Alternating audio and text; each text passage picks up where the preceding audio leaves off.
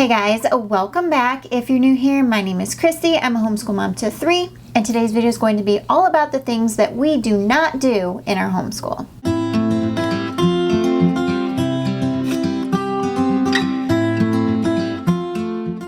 I have seen so many people make this video already, and it's been on my list for a while, so let's get into it. So I want to first start out by saying that just because we don't do certain things in our homeschool, it doesn't mean that they're bad things or that you shouldn't do them. Every homeschool is going to look a little bit different. Everybody's families are different and kids, and what works for them is going to look different. There's a large variety of homeschool families out there. Another thing is just because we don't currently do these certain things, it does not mean that we might not do them in the future. The first thing that we do not do in our homeschool is morning basket. We have done morning basket in the past. We've tried to implement it and make it work for our family. However, we've just discovered that it just doesn't. Morning basket kind of feels like something else on our list of things to do, and it kind of feels like busy work. Like I'm just making a morning basket to have a morning basket, and I don't feel like it adds a lot of value to our homeschool days. A lot of people put things like their history, their science, their Bible curriculum in their morning basket, but we actually don't have specific curriculums for those subjects, so really don't have much to put in a morning basket. Just because we don't do a morning basket doesn't mean we don't do like joined subjects. Every single Friday we do art or nature study, we alternate, and geography all together. So we are still getting that family learning in and doing things kind of together. We just don't use a morning basket for it. Another thing that we do not do in our homeschool is copywork. Now, except for my kindergartner who is learning to write his letters and words, he does do a little bit of letter copy work or word copy work or handwriting curriculum. But as for my older daughter, when it comes to actually copying passages from books, poems, scriptures, those kinds of things, we do not do copywork. I have tried to implement copywork in the past because I recognize that value of copying things like that. The memory work, the learning the grammar in a very natural way. However, my oldest daughter is a reluctant writer, and so copywork is like asking her to do the impossible. It created a lot of tension in our homeschool when I would ask her to do copy work. For us, the value of copy work wasn't worth the stress and the tension that it was causing in our homeschool. The next thing that we don't do in our homeschool is a formal art curriculum. So I have some art resource books that we kind of flip through. My kids have how to draw books. We love doing art tutorials from YouTube or Yellow Spot Sun or something like that. We love that kind of art. However, I don't actually have a specific art curriculum that teaches, all the technicalities behind art and creating art and all of that. I don't have a child at this time who is interested in an art history major or like even being an artist of any kind. And so I don't find the value of adding something into our homeschool if they're not really getting a value out of it. They love to do art, they love to be creative, and I just kind of harness that. I allow them the freedom to do that. If there comes a point in the future where one of my children is super interested in the technical things of art and they want to learn about famous artists and pieces of artwork and different styles and art history and all of the different methods and all of that, very formally, I will add one in. But as of right now, we just keep art very informal, creative, and just kind of interest-led. The next thing that we don't do in our homeschool is a music or composer study. Again, this is more so interest-based. I think that something like that is definitely something your kids have to be interested in. I don't honestly see a huge value in learning the names of all these different composers per se. I don't mind exposing kids to different genres of music, and we do that, but we don't really sit down and use like a specific curriculum to study composers and their pieces of music and all of that. Again, it comes down to just trying to keep our days simple. And like I said, that's not an interest of my kids right now. They do kind of get exposure to some composers periodically, like by chance in certain curriculums that we use. There might be like in a history lesson or something, a composer's talked about, or like in a unit study we're doing, there's a composer talked about or something like that. And that's kind of the way that they get exposure to that. But I don't specifically focus on composer or music study. Another thing that we don't do in our homeschool are grades. And I know that this varies by region of where you live, if it's required for you to submit grades for records or any of that. I get that. For us, we live in a state that does not require any sort of records or reporting, and so we kind of have the freedom to do that on our own.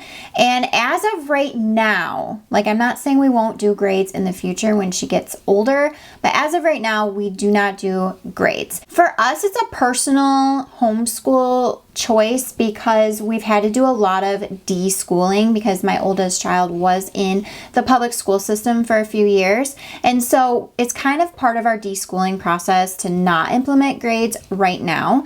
And we basically just kind of team up and work together. If there's something she's not understanding or she gets wrong, we go back and we correct it so that she does understand what's happening. Sometimes if I notice a mistake that she's made, I will say, hey, you made a mistake here, why don't you try again, or something like that. But I don't sit there and grade her or mark her wrong or any of that. Another thing that we don't do in our homeschool is a Bible curriculum, or really making Bible study a part of our school time. We have used Bible curriculums in the past.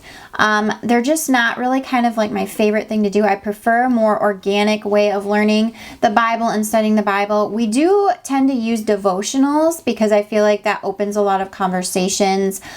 You can kind of go on a theme that way, and it kind of exposes your children to the Bible in a very like understandable, simple, relatable way. So I do like using devotionals. But as far as like a curriculum, we don't use one of those. Another thing is we don't implement Bible time as part of our school days. A lot of times Bible time will happen randomly. It might happen in the middle of the day. It might happen in the morning before school. It might happen after school in the morning. It might happen in the evening or at bedtime. I don't specifically include it in our like studies for our school day. Another thing that we don't do in our homeschool is a writing curriculum or formal writing instruction in general, really. I have a reluctant writer, and it's been a journey with trying to figure out how to get her to write without completely losing her mind and melting down and like creating such a horrible day.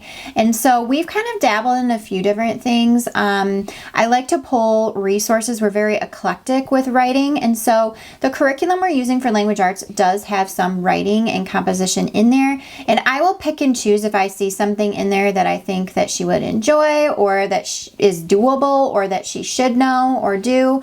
I will do that. But often we skip the composition in our language arts, and I focus more on creating writing projects for her. I find that if I have like a project to where she can kind of be a little more hands-on with it and creative with it, she likes doing it more.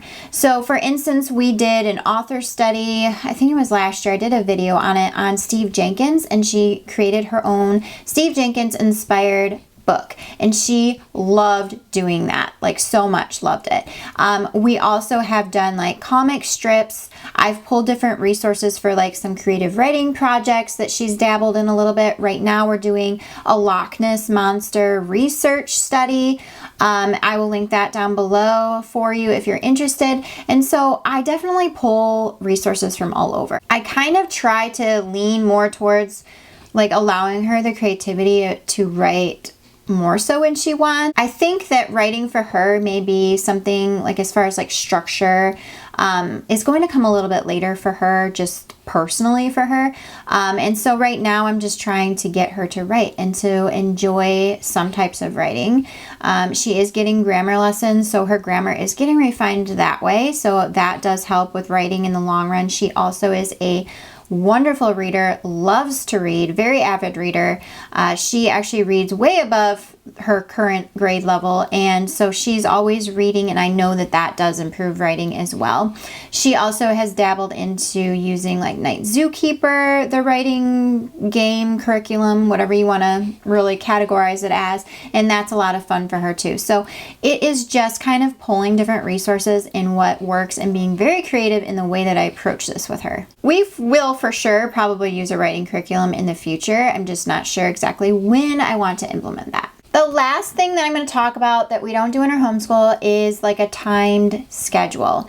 So I do tend to really kind of like slow mornings, and I allow my kids to wake up kind of when they naturally wake up.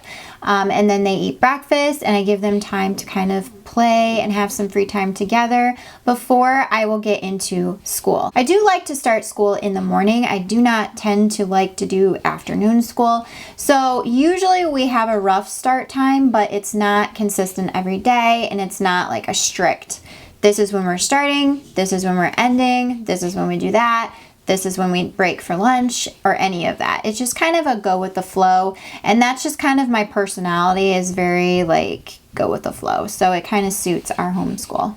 We do have a routine of kind of the subjects we do every single day, and we don't really deviate from that much. But as far as like time start stamps and that kind of thing, we don't really do that. So I hope you guys enjoyed learning about some of the things we personally don't do in our homeschool. I would love to know some things that you guys don't do in your homeschool down below. I hope you guys have a wonderful day, and I'll see you in another video very soon. Bye.